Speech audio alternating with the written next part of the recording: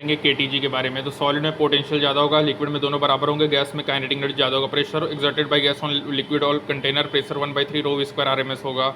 Real gas behave करेगा ideal gas under high temperature low pressure low density. P is equal to mu RT, P is equal to NKT P by rho RT by M K2 by M, P is equal to M/MW into RT होगा। ठीक है, चॉस law होता है V1/V2 T1/T2 होगा।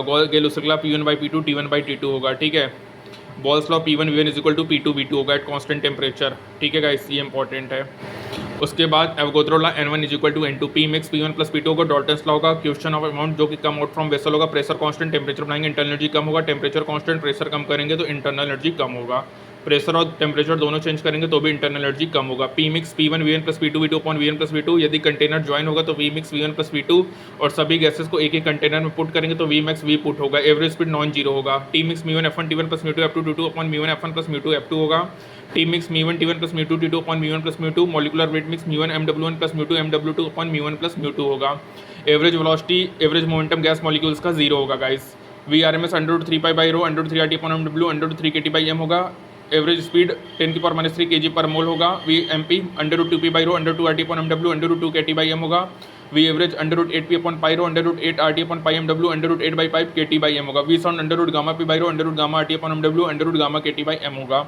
VRMS फिर V mean फिर VMP फिर V sound at any temperature कोई भी वेलोसिटी इक्वल नहीं होगा। T मिनिमम कितना होगा M/2 MW/2 into 10⁴ kelvin. MW को पुट करो ग्राम में। यदि प्रेशर और टेम्परेचर दोनों चेंज होगा तो टेम्परेचर चेंज को कंसीडर करो। टेम्परेचर बढ़ाएंगे तो VRMS बढ़ेगा, VMP बढ़ेगा, Vmax बढ़ेगा। एवरेज स्पीड √2 टेम्परेचर होगा। Number of gas corresponding to VMP बढ़ेगा।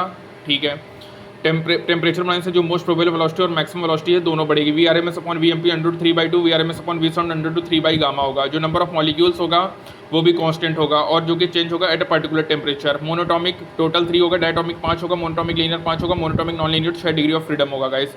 हाई टेम्परेचर में 7 डिग्री ऑफ फ्रीडम होगा, 3 ट्रांजिशनल, 2 वाइब्रेशनल, 2 रोटेशनल होगा। Each degree of freedom contribute करेगा ½ kT। एनर्जी क्या होगा 3/2 इंटू प्रेशर होगा E1/E2 μ1 F1 T1 upon μ2 F2 T2 होगा। काइनेटिक एनर्जी डिपेंड करेगा टेम्परेचर, क्वांटिटी और नेचर ऑफ गैस पे। ई टोटल क्या होगा F/2 PV F/2 μ RT F/2 NKT F/2 M upon MW into RT होगा। Molar kinetic energy 3/2 RT, molecular 3/2 KT, यहाँ पे 3/2 RT by MW होगा। सबसे ज़्यादा मोलर होगा, फिर मॉलिकुलर होगा, सॉरी ग्राम मॉलिकुलर, फिर हमारा मोलिकुलर काइनेटिक एनर्जी होगा गाइस।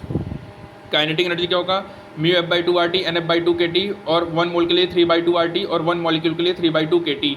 लेमडा M क्या होगा 1/√2π d² N होगा, स्मॉल n कैपिटल N/V होगा, d डायमीटर होगा, 1/√2 करेक्शन फैक्टर होगा।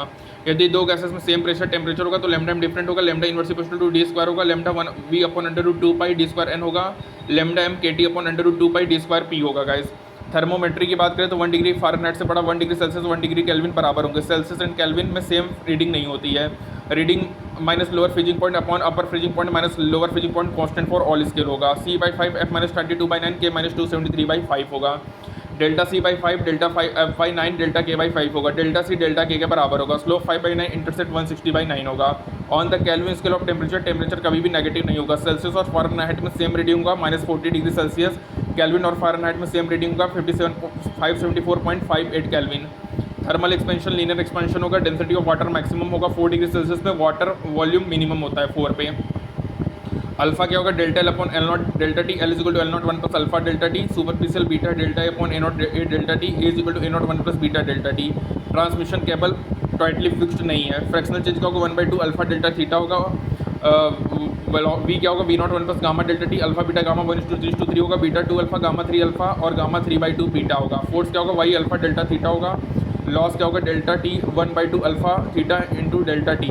यदि रॉड फिक्स नहीं है किसी भी फ्री एंड पे तो यहाँ पे कोई भी स्ट्रेस नहीं होगा। ठीक है, यदि रॉड फिक्स नहीं है एंड तो यहाँ पे कोई भी स्ट्रेस नहीं होगा। तो फोर्स क्या होगा Y अल्फा डेल्टा थीटा होगा। लॉस क्या होगा delta T 1/2 alpha delta theta into T होगा।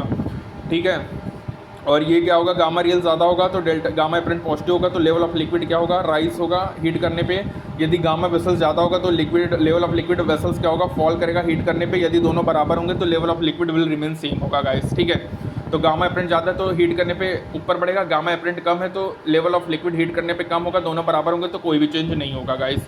तो ये हमारा क्या था केटीजी थर्मोडायनेमिक्स के बारे में, केटीजी के बारे में था guys. And that is all about thermal expansion और थर्मोमेट्री के बारे में है। ठीक है, थैंक यू।